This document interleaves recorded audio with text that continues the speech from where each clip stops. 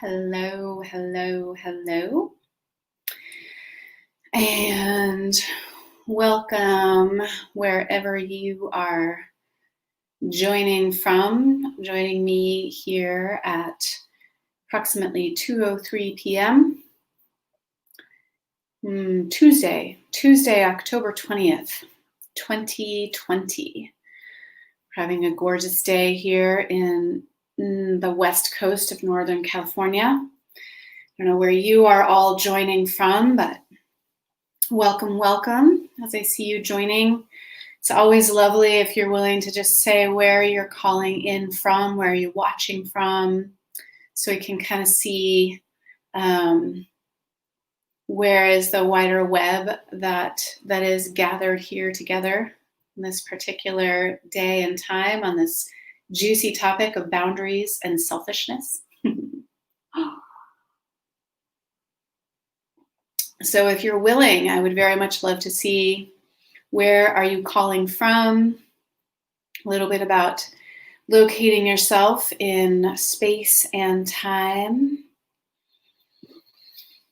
And as always, and if you're here for the replay, of course, just let me know, replay, where you're calling from. I'd love to see. We've got Los Gatos, fantastic. We're in the same time zone. I know that area. I went to UC Santa Cruz. Whether you're watching live or whether you're watching the replay, of course, I know boundaries are a really big topic and how we relate to them. Of course, there's only so much I can say here, but if you have any questions, if you have shares from your own life, if something I say you're like, I have a totally different experience, any of those things are more than welcome. I love that we get to have a little bit of a chat dialogue here and see where we go with boundaries and selfishness. I did a whole piece that was called The Connection Between Boundaries and Love. And then I have another piece that is on the difference between setting boundaries and making requests. So of course, I'm sure I'll touch on some of those things. All these topics weave together, but I'm going to try to stick with this piece that has to do with selfishness and kind of talk about it from a couple angles, right? Are boundaries selfish? Are our own? I think many of us have this concern. Is it selfish for me to have boundaries? Or one of the things that can come up when I'm like, oh, I have a boundary, but is it okay for me to have it? That a lot of times that question of, is it okay for me to have it, actually in some way underneath is related to oh, but is that just selfish, right? Should I somehow be able to get over this boundary? If I was a better person, would I not have this boundary? If I did more personal growth work, if I was more generous, if I was more loving, if I had a more open heart, which are all just different ways of saying is it selfish for me to have a boundary? Which, just a little side note, as I was thinking about this, as this was all percolating, and then as I was kind of writing some notes for it, I thought, oh, even inside of this, there's an automatic correlation that selfishness is bad, right? If having boundaries is selfish, then I shouldn't have them. So I think there's a whole thing in there which I actually believe that there's a degree to which our own selfishness is actually important. And that I talk about this actually at length in my Beyond Boundaries program.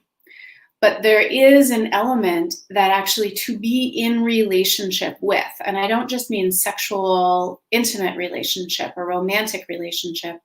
I mean actually just to be in relationship at all as a human being in this world, it inherently requires that we acknowledge the side of reality that says, I am separate.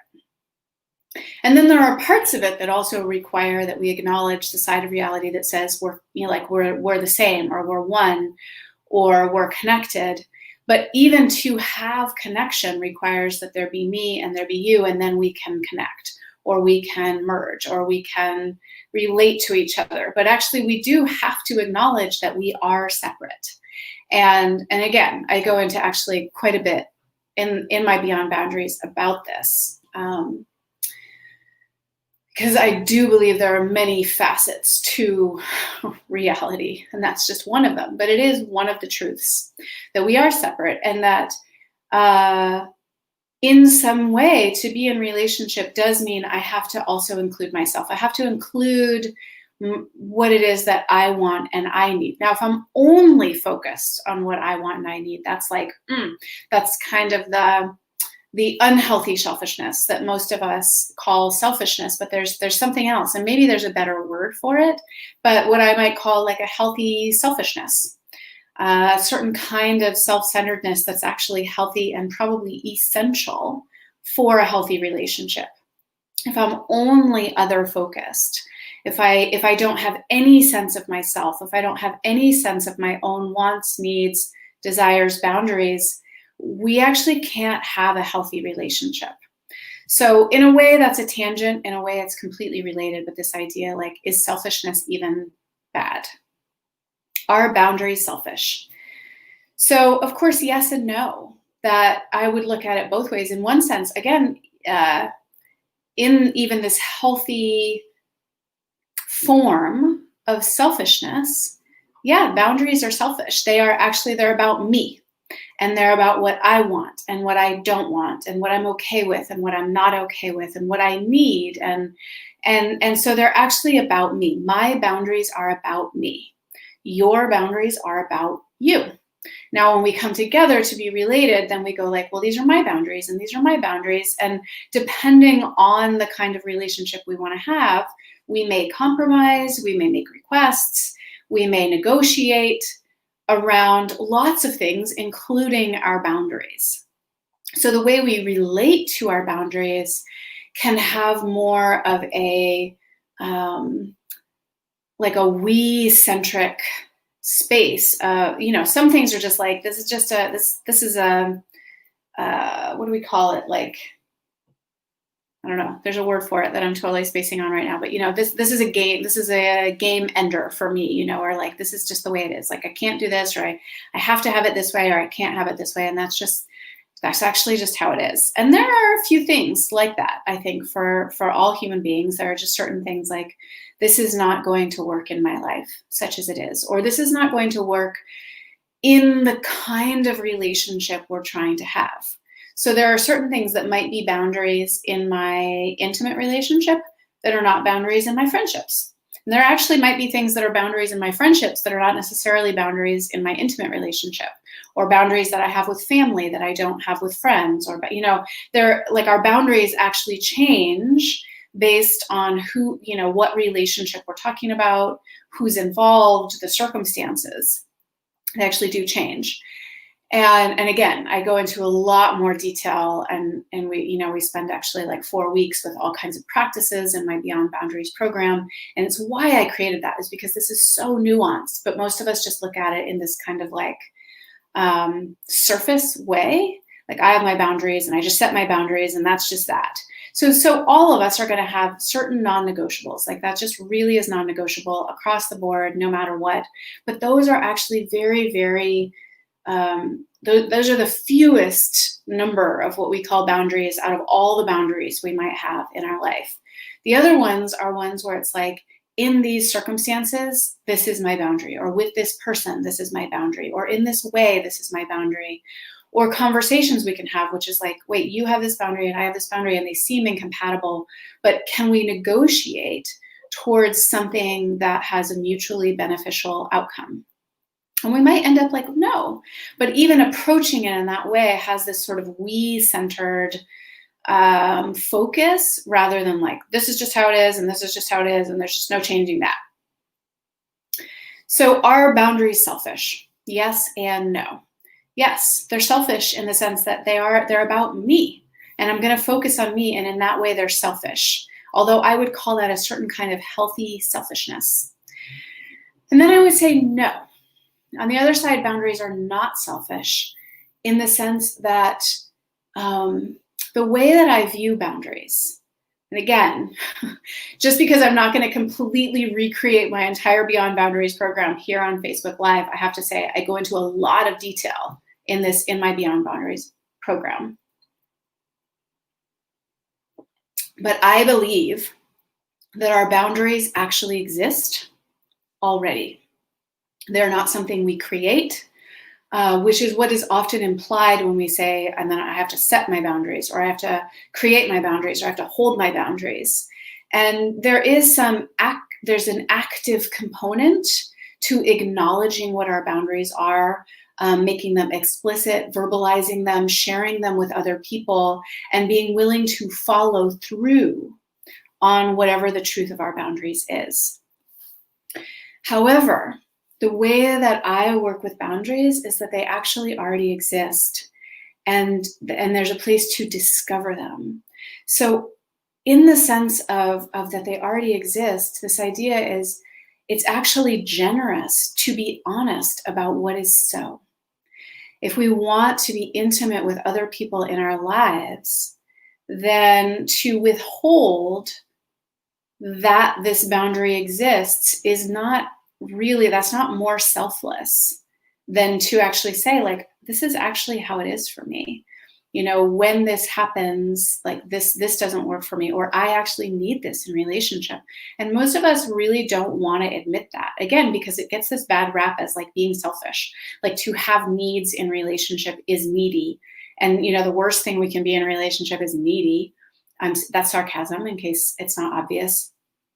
But we all have wants, needs, boundaries in relationship. We all have them. And so it's actually an act of generosity to be willing to reveal that to someone we want to be in relationship with. And in that way, I would say, rather, you know, often we think of the opposite of selfish being generous. I would say boundaries are generous. To actually reveal or to share our boundaries with another person is an act of generosity. It says, I care about our relationship enough to tell you that this is the truth in relation to me. This is actually what's so. And that often it's actually our fear of another person's response that has us not say, like, oh, this is actually a boundary. You know, what's true is it's not okay with me if you just show up at my house without calling me first. And because we're like, oh no, but then they won't want to be my friend at all. That's not intimacy. Intimacy is like, hey, I really value our friendship. I really love you. I want to stay friends, etc. You know, whatever your words are for that. And in service of us actually being able to stay friends, I need to let you know that I need you to call before you come to my house. If you don't call before you come to my house, I'm not going to invite you in. Like, it doesn't work for us to get together, or, you know, whatever. That's one example. I was thinking about my partner has a really nice cooler for camping, and I borrowed it last weekend to take the kids camping. And then when I brought it back, he said, you know, if you want to borrow the cooler, or if you want to use this cooler, this is what I need. Now, again, I have a whole other video that's on the difference between boundaries and requests. So requests would just be like, you know, Kendra, would you please clean the cooler and then set it in this way to dry it when you use it. And basically that assumes that it's a request, and I can say yes or no. I can be like, no, I'm not going to do that. But the clarity was really like, it's not okay with me if you use this cooler if you're not willing to do this. Like, the boundary is, unless you agree to cleaning the cooler in a certain way and setting it to dry so that it's, you know, we can use it the next time, I'm not going to let you take it when you go camping on your own. And again, it's like this small example, and I can even feel it coming up right now is like, oh, are we allowed to do that in our partnerships? Like, if I'm married to someone, can I say you can't use the cooler unless you're willing to clean it? And I would say yes. So there are like big boundaries around the ways that we want to be spoken to, touched, related to, etc. Like, those are like often our big boundaries, the places where we have hard stops. But then there's the little ones, and the little ones do matter. Actually, you know, even though we live together, and even though you're my life partner, and even though we have a kid together, actually, I'm not going to let you use my cooler unless you clean it. That's a boundary. And one of the places to look is where we build resentment. So if I feel resentment about something, like rah, rah, rah, like, you know, if I'm him, she uses the cooler and never cleans it, and rah, rah, rah, right? If he's like building up resentment, again, this is one of those places where I would say withholding that boundary is actually more selfish, because he's allowing this dynamic to continue. I don't even know that there's like a special way to clean the cooler, and that really matters to him. unless he tells me. And so it's actually generous of him. And then I don't know that he's building resentment, right? Until maybe he's like so mad and he's like, whoa. And I was like, whoa, I didn't even know. So it's actually generous of him to tell me, this is my boundary around the cooler. And then I can go like, okay, am I willing to do that? Am I not willing to do it? If I'm not willing to do it, I'm not going to use the cooler. And I go like, okay, cool, cost benefit ratio. Like for me, it's clear, it's obvious, like I'm happy to clean the cooler, but there's other things where we go like, oh yeah, I don't want to do that. I don't want to do that. And again, I think this comes back to this idea that somehow having these boundaries or setting these things, like if you want to borrow my car, I need you to fill it up with gas. And then they return it without gas. It's like, hey, so I said, if you want to borrow my car, I need you to fill it up with gas. And you didn't. Like, did you not remember? Did you not hear me? Do we not have a clear agreement around that? First we can get curious. We don't have to just get like, cut you off from borrowing my car. But like, so I'm feeling more hesitant to loan you my car now because the last time I thought we had an agreement and you still didn't fill up the tank with gas. And then we find out like what happened. They're like, no, I'm totally on it. And then they do it again. And you're like, okay, so, I'm going to say no next time. Just so you know, still love you. Like we're still friends, like whatever, but I will no longer loan you the car. So again, I think it's important. There are boundaries we have that ultimately mean we're not in relationship at all sometimes, or not in a certain form of relationship. But a lot of times there's smaller circles that are like concentric circles within our relationships that are actually the boundaries. I'm not going to finish this conversation with you unless you can, have this conversation without calling me names. That's a boundary. I can talk about this if we can do it without yelling. I can, I don't know, I'm trying to think of other examples, but these ideas, this is sort of like, okay, for this particular container that we're in, or for this thing to continue, this is a boundary I have. I need to know that this will happen or that this will not happen. And then we know what our follow through is. So a lot of times, like we're so kind of hell bent on punishment in this culture, we think like we're punishing people and we're supposed to have unconditional love. And so we can't punish people for not doing what it is we want them to do, rather than going, oh, there's just like natural consequences. If we have an agreement that you're going to return my car with a gas tank full and you don't, the natural consequence is you don't get to borrow my car next time. And again, this is actually where I think it's not selfish. And in fact, it's actually generous, is that then I'm more free to just be super clear, like, oh yeah, cool. Like we don't have to get in a whole thing about it. It doesn't have to mean anything about me or about you. It's just like, that's just how it is about my car. It doesn't mean anything's wrong with you. It doesn't mean anything's wrong with me. That's just the boundary. And this is the natural consequence if you can't honor that boundary. And again, this is like this is a subtle point, which is people will say, no one else can honor your boundaries. And I don't totally agree with that, but I do agree that ultimately it's up to us to honor our own boundaries. So if my boundary is that anyone who borrows my car needs to fill up the gas tank before they return it, it is up to me to stop loaning you my car if you don't fill it up with gas. But it is also up to you, like if you've said you would do that, if I've set that boundary, in order for that to continue to happen, it is up to you to fill up my gas tank. But it's not like, now I'm going to be really angry, like you just didn't do this thing and that's on you. And why are you crossing my boundary? It's just like, oh, now I know what to do next. What to do next is you don't get to borrow my car again. So this was inspired by receiving the email from somebody who I think is a woman. I don't know this person. It came through my website, but the way that they're talking, their name lead me to believe it's a woman, and then they've mentioned their partner and they say he. So it sounds like a male-female relationship. And she was basically asking, and I just think these are both really important inside of this question, are boundaries selfish? She was like, am I being unreasonable in my relationship expectations?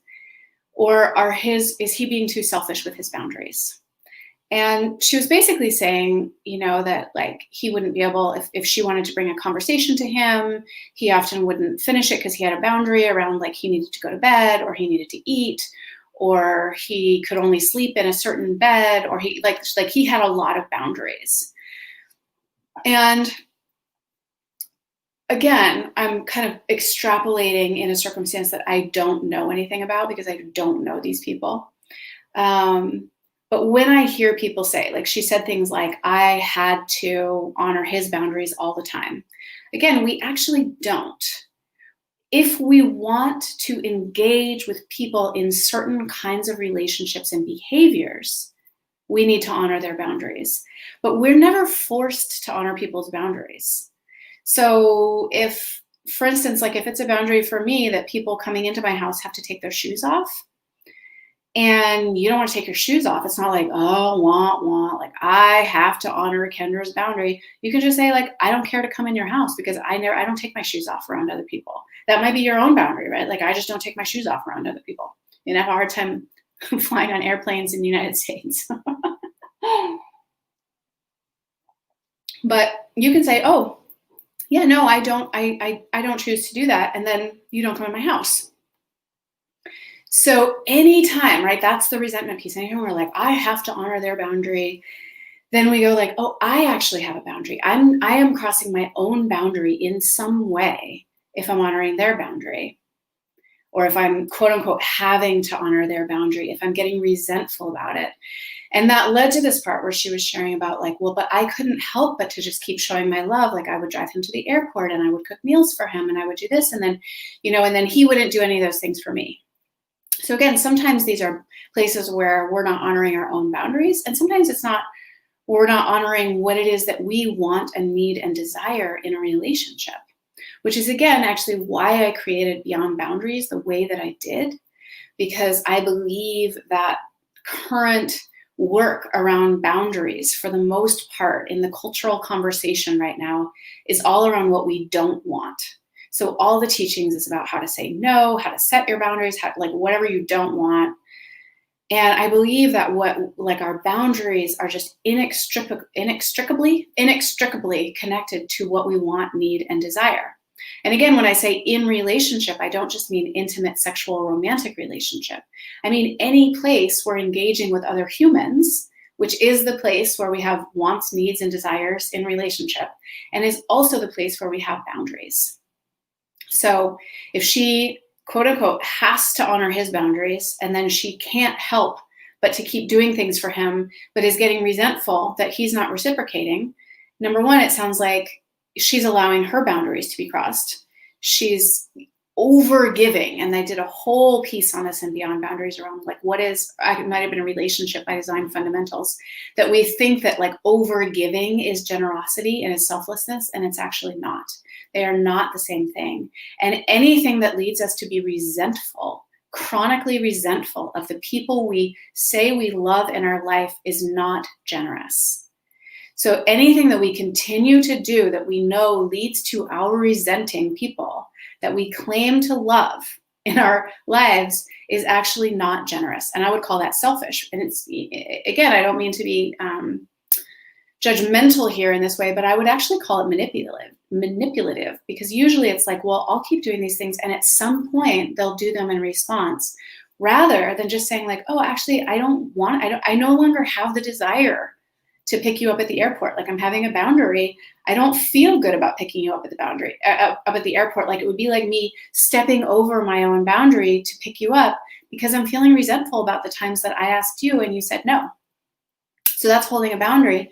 The other place is just like, man, I really want these things. And they might be specific, like having meals cooked for us or being picked up at the airport or whatever. This was like, man, when I ask for things, I really want to feel like you want to do them for me. That's actually just like a want, need, or a desire that I have in relationship.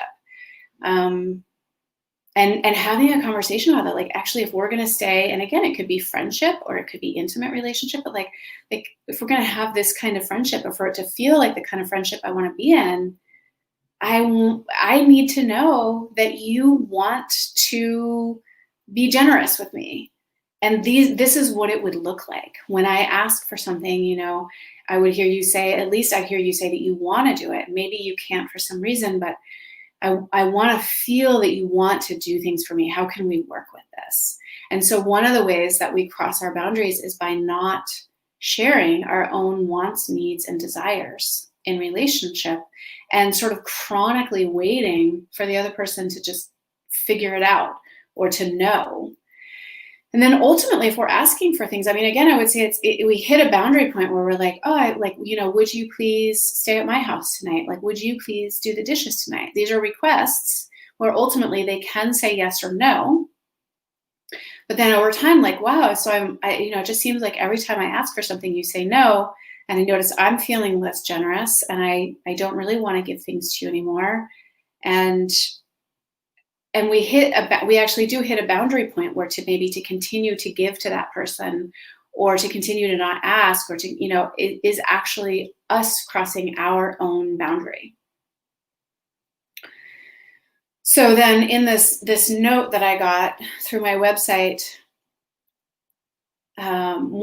she ended with this piece where she said, like, should I accept his boundaries such as they are rather than resenting that he has all these boundaries? And it's so the tricky thing is that I think we often think of this as like, do I just have to like settle for this, or should I resent them? And I'm like, those sound like two shit options. So one is, should you accept other people's boundaries? Yes, absolutely, 100%. If somebody is setting their boundaries, I believe, certainly there's conversations to have. Like, so is that a hard no for you? Is there any negotiation here? Is this one of those places where sometimes there's negotiation and sometimes it's firm, like, can we talk about this? And that's a place of engagement in intimacy where you're discovering, like, well, what actually is this relationship? But if somebody has a boundary and they're just like clear, like, yeah, only sleep in my own bed. I only sleep alone. I only, I go to bed at 8 p.m. and nobody can come in my room until 6 p.m. And those are just my boundaries. Like 100%, you should actually accept them. And if you don't want to be in relationship with that, that is your boundary. And in order to not resent them, you need to honor your own boundary rather than this piece of like, well, I guess I just have to give up what I want because I have to honor their boundary. Like, actually, no, I don't want to be in a relationship with someone who only ever sleeps in their own bed, only ever sleeps alone, like is complete hermit between 8 p.m. and 8 a.m. Like I don't know, I might totally love this person. They might seem perfect in every other way, but like, that's actually a hard no for me. So that's my boundary. And that's where we get confused about like, well, I'm honoring their boundary, but that I'm getting resentful. Really, resentment points to a place where we have crossed our own boundary. We have not actually said it. We've not verbalized it. We have not held whatever that line is for ourselves. So,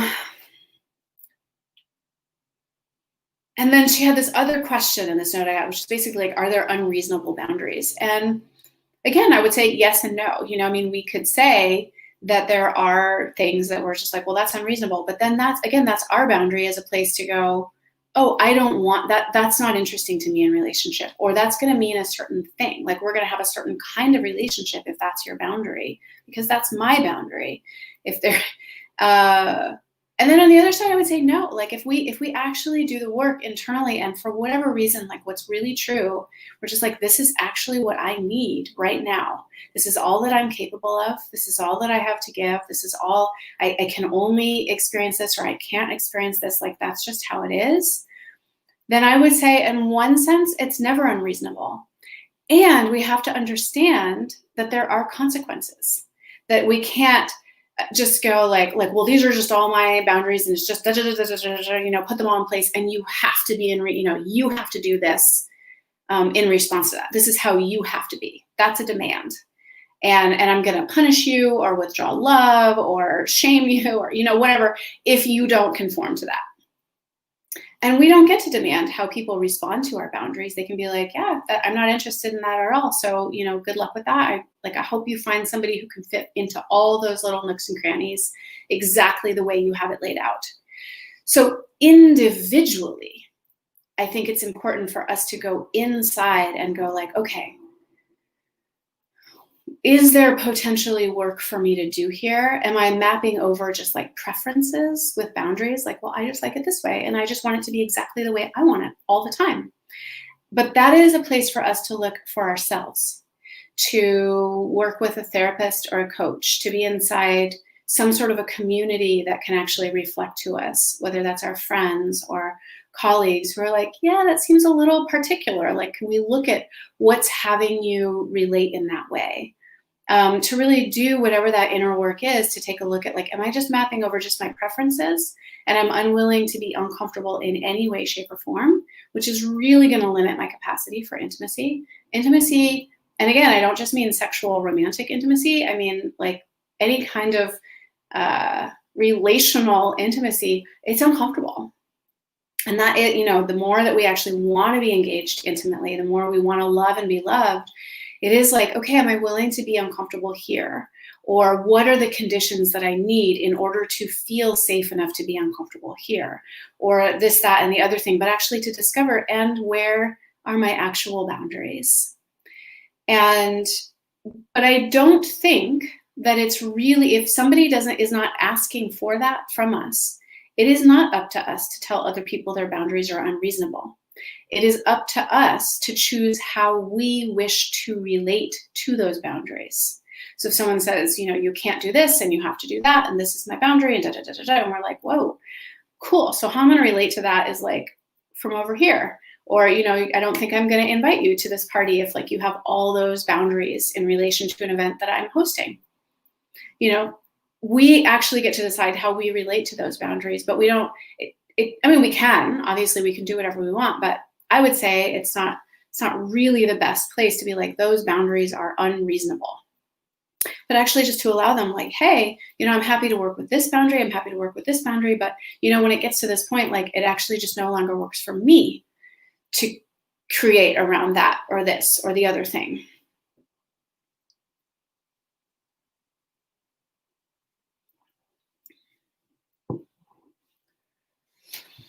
So I touched on this piece, which is true. I've definitely seen this, that this idea of boundaries gets mapped over just to preferences, or like to avoid ever being uncomfortable in any way, shape, or form. And this is the other reason that I actually think it really matters that we look at the way that our wants, needs, and desires are interwoven with boundaries. And it's one of the reasons, again, in my Beyond Boundaries, I talk about this interplay a lot, because when we're only focused on what am I saying no to, or what don't I want, or how do I keep things out, that we can get lost in that. It's easier actually to get lost in this interplay of, well, I don't like that, that's a boundary. But if we're like, okay, but this is what I want to create with this person, or in this community, or with this dynamic, like there's something that I actually want here. And is my boundary supporting that? Is it getting in the way of that?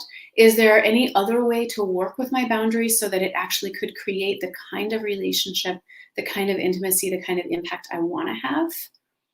And in that way, we can begin to tease apart, like, what's just preference and what's actually boundary, and what are like full stop, end of relationship kind of boundaries, and what are just like, okay, I need to take a pause on this conversation until I can relate to you differently, or until I can hear you speak to me differently, or, and this is when it'll happen. But doing that work to tease apart, like, what is it I really want here? What is it I want in this relationship, in this dynamic, out of this conversation, from this experience or event? And really, our boundaries should be in service of that, or we need to look at the ways that they might be in conflict. They often might seem like they're in conflict, but they're not necessarily. But being able to have a conversation about, like, this is a way in which my boundaries actually support me having this experience. Oh, but I can actually see the way that I was holding this boundary is inhibiting me having this experience that I really deeply want. Oh, this is how I want to work with that. So when we can start to tease apart those things, then we can work with them more elegantly and effectively.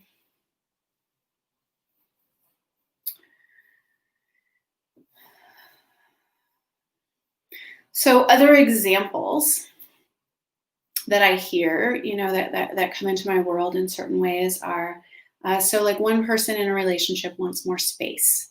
And again, this question, like, is that an unreasonable request or an unreasonable boundary, or am I allowed to want that much space? And again, it depends on the kind of relationship we want to have. If I need like a lot of space, but I also really care about this person. I might, there's a conversation about like, I really need this much space, but it's in order for me to be in relationship with you the way I want to be in relationship with you. Or is there any way that I can take this space that will have you feel more cared for, rather than like, I need my space, that's my boundary, don't talk to me. But I do think, again, also that for those of us who might be on the receiving end of I'm really needing some space, is to recognize like, oh, that person is actually, they're being generous, and it's an act of intimacy for them to reveal, in order for me to stay in relationship with you, I need space. And even with all that being said, I don't know, if you found out that a certain friend or a lover, like they needed so much space, you could only ever see them for like 1 hour every month, you'd be like, wow, I get that doesn't mean that they don't love me. And it's not the relationship that I want to be in. So it doesn't mean anything's wrong with me. It doesn't mean anything's wrong with them. But if that truly is like their boundary, that they can't be in, they can't be with anyone except for this 1 hour every month, then I can't be in that relationship. So again, it's where we actually come back to our own boundaries. And that's a place where I think it's really important that we get in touch with what our own boundaries are, rather than just being in response to other people's boundaries. Like, well, am I going to honor their boundary? Is their boundary okay? Well, when do I get my needs met? That we actually have to take the time, separate from whatever their boundaries are, separate from whatever they're saying they want, need, and desire, and going like, okay. And this is where being selfish, I think, is actually generous. Like, okay, I actually have to take the time to go, what are my wants and needs and desires? And what are my boundaries? And how are we going to create that together? And in that, one of the things that's important about that is something that I see a lot is what I call like retaliatory boundaries. Oh, well, you're going to take space. I'm going to take space. Oh, well, you're going to say no to picking me up at the airport. I'm going to say no to picking you up at the airport. Like, if you get to hold that boundary, I get to hold that boundary, rather than like, I don't even have a boundary about that. Like, I could give a shit about, this thing, but this thing actually is my boundary.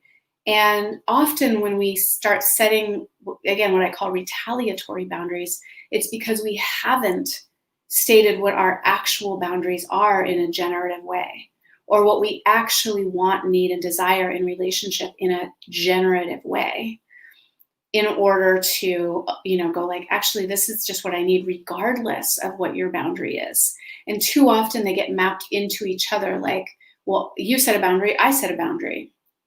You have a need, well, I have a need. And it stops us from being able to see and actually really listen to, like, well, what do you really want, need, and desire? And what do I really want, need, and desire?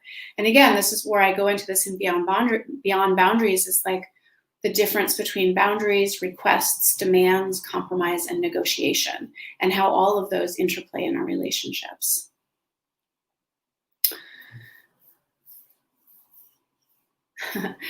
This is a great question.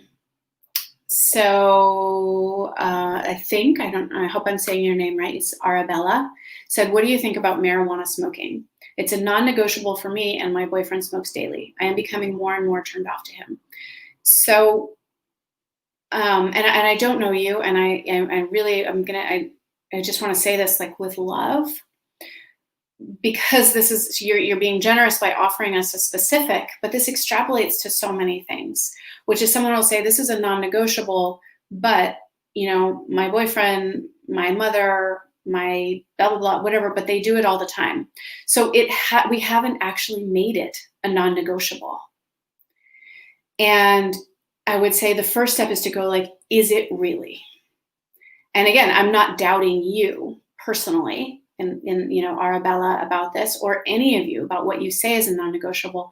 But if you have been unwilling to take action on it as a non-negotiable, it's worth not doubting yourself, like, well, is it or is it not? Or like, I'm questioning, but just going like, okay, I want to get with like just the truth of the matter. If this actually meant the end of the relationship, is it that non-negotiable?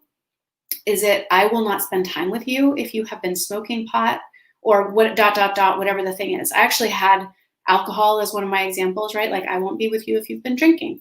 I won't see you. If I realize that you've been drinking, like if we get together and I realize you've been drinking, like I will leave. I may not end the relationship immediately, but really going like, okay, actually, this is a non-negotiable. I will not spend time with you if you've been drinking. I will not spend time with you if you've smoked pot today. I can't continue this relationship if you smoke every day. These are the circumstances that it works or it doesn't, or, where we really get down to the brass tacks, or I won't live with you.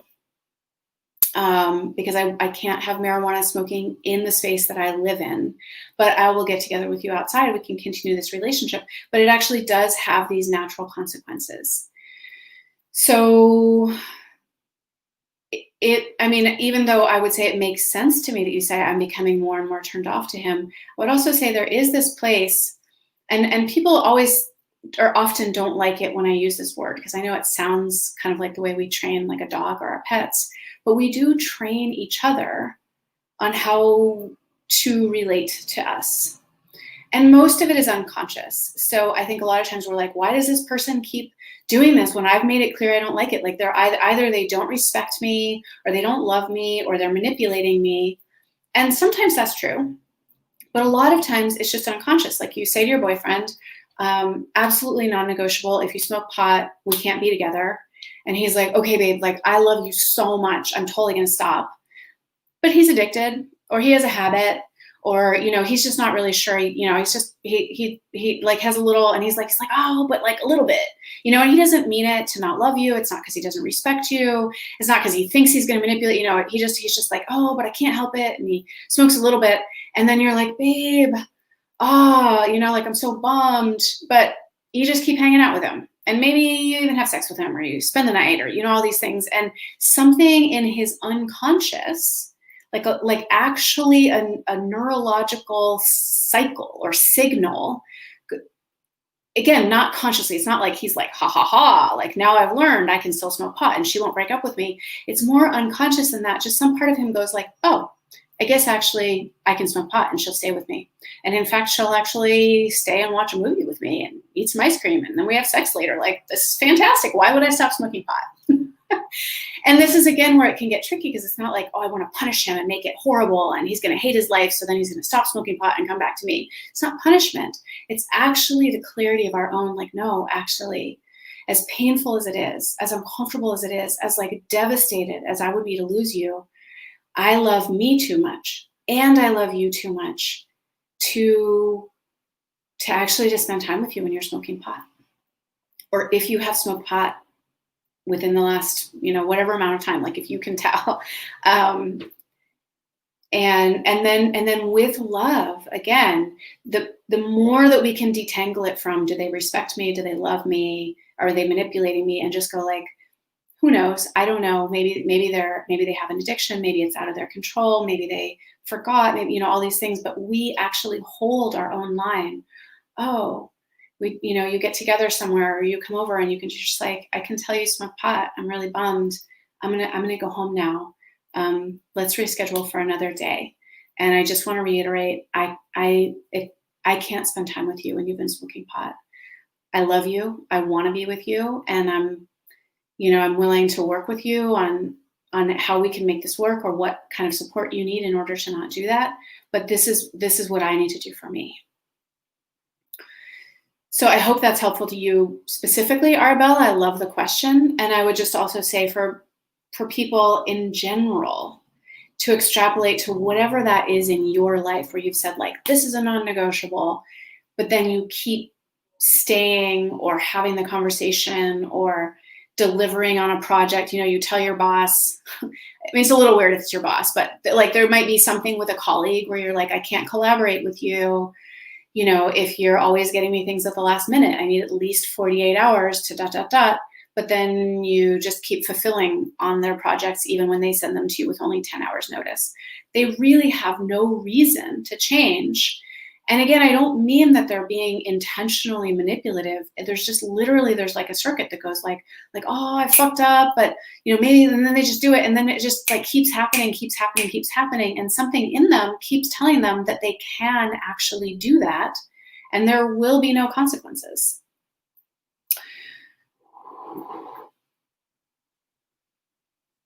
Yeah, I Arabella, you might be able to search on YouTube, I think, for Kendra Kunov and the difference between boundaries and requests. And that might also be helpful in terms of like, well, what are my wants, needs, and desires? Like, what are my requests? Because there's things like, I would love it if. This is my desire. This is my request, you know. And then there's other things where it's like, yeah, this is actually my boundary. This is non-negotiable. And the clarity of those, and then getting clear in ourselves again. Okay, so, you know, this happened with a family member one time. They asked me a question that was like a big, long conversation. And I said, I don't want to talk about that right now. And they said, yeah, but just da-da-da-da. And I said, no, I'm not. I'm actually not going to talk about that right now. They were like, well, I just want you to answer this one question. I said, if you can't stop talking to me about that, I'm going to leave, right? So that's the escalation of a boundary, like the clarity of they said, you know, what are you going to do about blah, blah, blah. And I said, I don't want to talk about that right now. Well, I just answer me this one thing. No, I'm actually not going to have that conversation. Well, I just want you to answer me one question. If you can't stop asking me about this, I'm going to leave. And then they did. They were like, I'm allowed to ask these questions. This was literally my family member. And I said, I'm going to leave now. And I just walked out. I went and did something else. And then the more that we can do that, oftentimes the better we can actually come back to conversations and just be, you know, not hold necessarily like grudges or resentments or be so angry at these people because we haven't let ourselves get dragged into conversations or experiences or, you know, what have you, that actually are past our boundaries. Like I stopped, you know, I was pissed that she kept pushing, but then I didn't let myself get dragged into it. I didn't get into a fight. I didn't share information I didn't want to share. I didn't allow myself to sort of like end up saying things that I wasn't sure about. Like I just stopped it and I walked away so that when I came back, I could just start a normal conversation again. If they had started asking me again, or, you know, then I would have been like, all right, now we're having like some problems, but I can come back to circumstances more neutral when I actually hold my boundaries.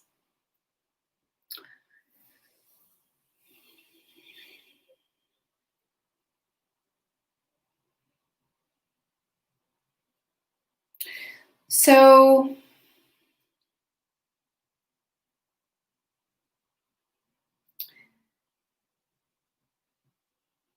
the last thing that I want to say here, and again, if there are any questions or shares in these last like 5 minutes, go ahead and put them here. If you're watching the replay, I'll see them and I'm happy to come back and respond.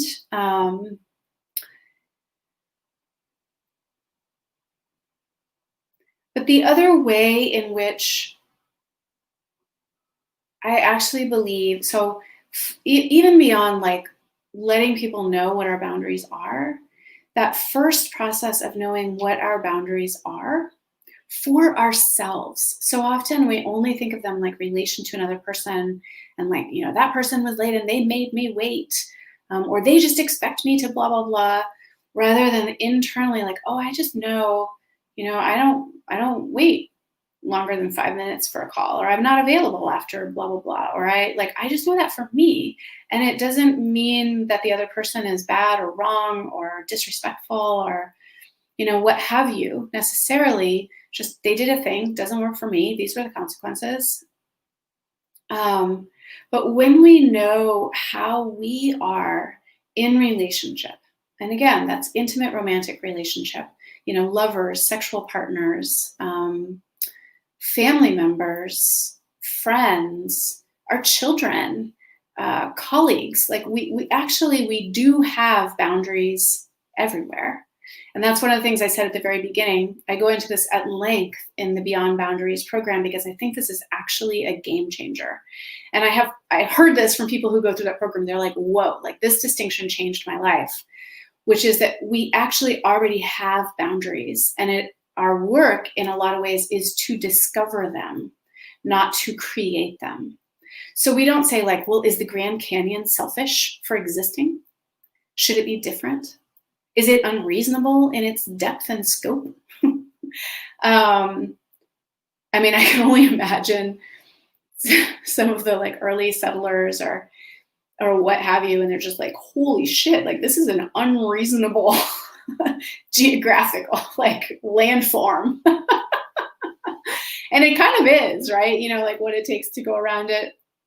It has consequences. The grand, you know, But when we're willing, and one of the other things that I talk about and actually really give practices around this and beyond boundaries is we can actually have a boundary and we can still make compromises. Like, we're allowed to do that.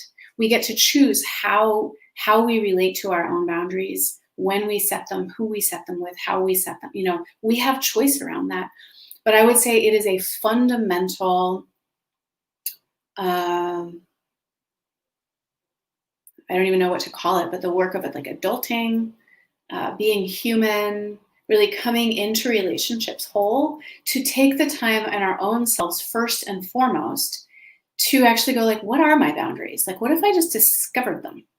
Can I just discover like, oh, I don't like it, like it's actually a boundary for someone I don't know to come this close, or it's a boundary to be talked to like this, or it's a boundary, like, what are my boundaries? What if I actually just pay attention? And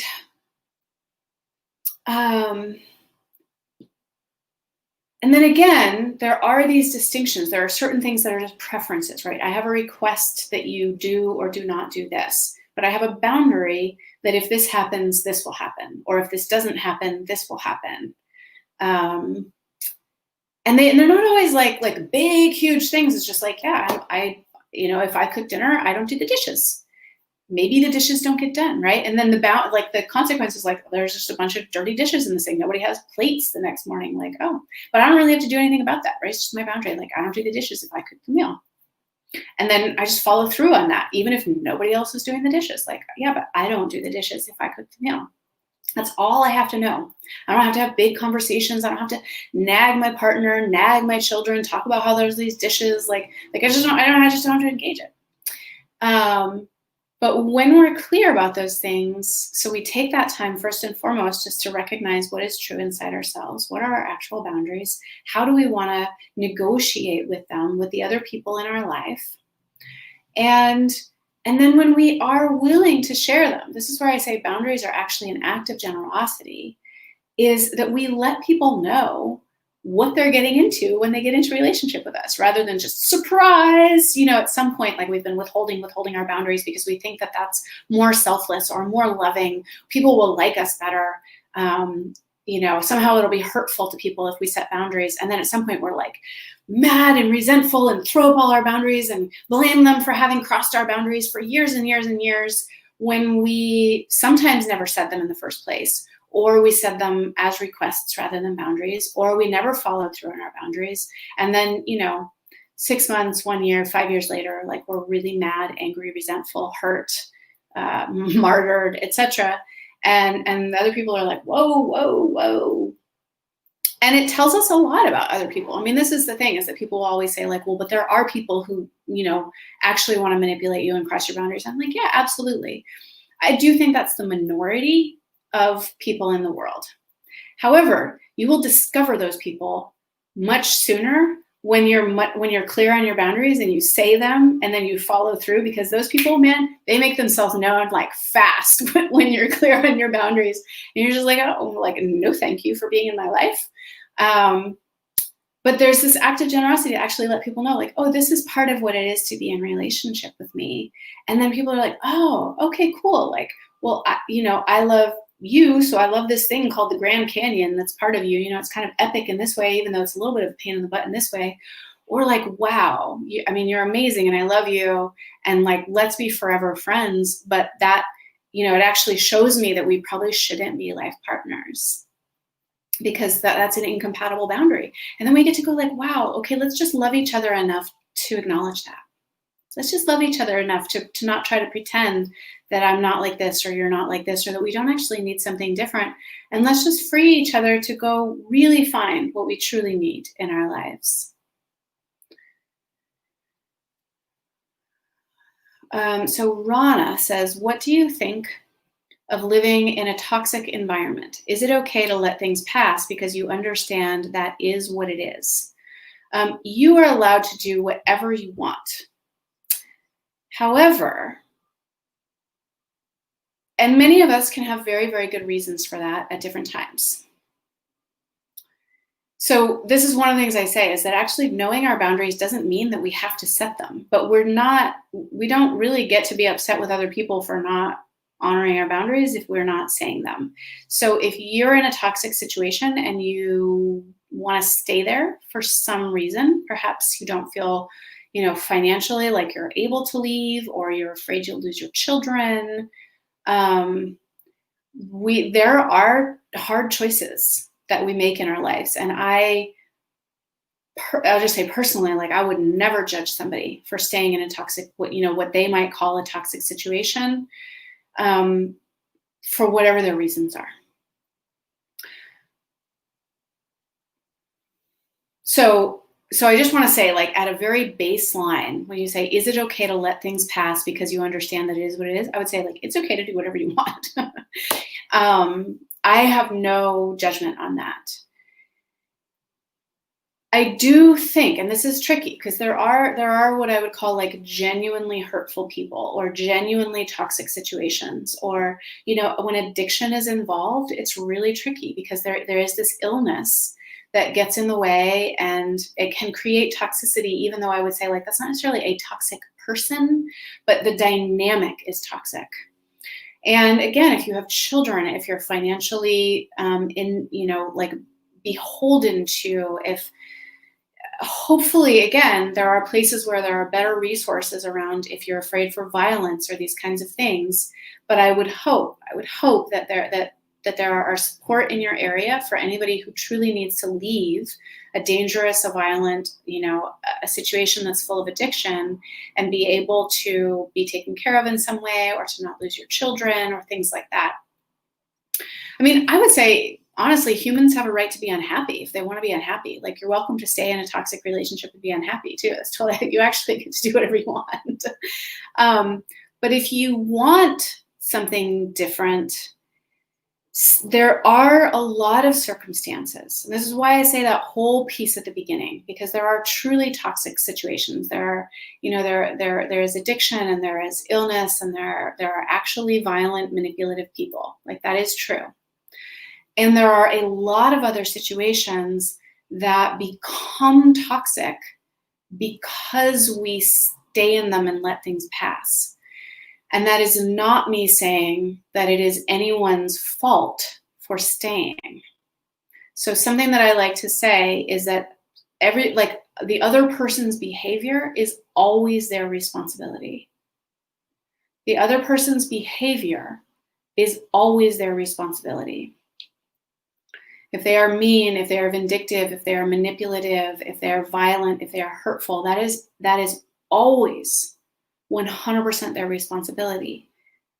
My responsibility is to determine how did I get there, and why am I still there? Why am I not putting it, not that it's up to me to put an end to their behavior, but why am I staying for the behavior? Why am I staying in the situation? What got me there in the first place? How might I make different choices to not get there in another place? Like, why am I still there? And that's what I would say is my responsibility. And it does not become like a burden or an obligation, like you have to just, call everything, or always leave, or this, that, and the other. But I have actually seen circumstances that were called toxic, where they said, like, well, that person's just that way. And when we really worked with, like, have you ever really said what your boundary is? And then have you ever followed through on it? I have watched dynamics be dramatic. I mean, what people have called miraculous, like things they never thought would happen with a family member, or with a partner, or with an ex-partner. They're like, I didn't think that person would ever behave like that, or ever apologize, or ever not do that behavior. But when there was this kind of clarity, it actually changed the dynamic completely. So I for something public like this, I feel like I have to say both sides, because I don't know your particular circumstances or the circumstances of anybody watching. I hope that's at least a little bit helpful.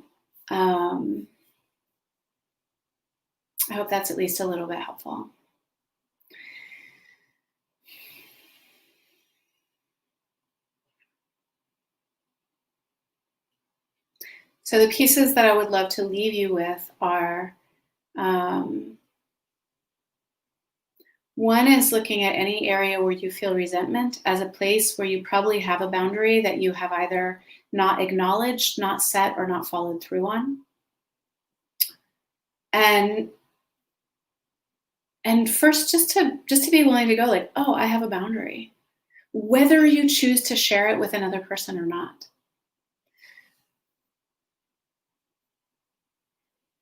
And to get curious about other people's boundaries. So it might seem like, why does that person have all this? So really to ask, like, so is it really true that like this is about, or this is full stop, or it has to be like this?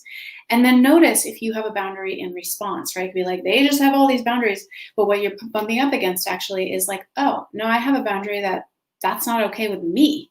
Now, that doesn't mean their boundary is wrong. It just means that in your relationship, you have like a sticking point that might mean that your relationship needs to be renegotiated. So I would just look at those places. Those are the last inquiries that I would leave. And maybe the final thing I'll say, which goes right back to the very beginning, is that I don't necessarily think that being selfish is bad. So the very starting inquiry, are boundaries selfish? I said yes and no, but maybe I would say like yes, and I don't know if that's a bad thing. Thank you to those of you who were here live. Thank you to anyone who stayed for the replay. And I really appreciate the engagement and the inquiry. And I look forward to more. Ciao.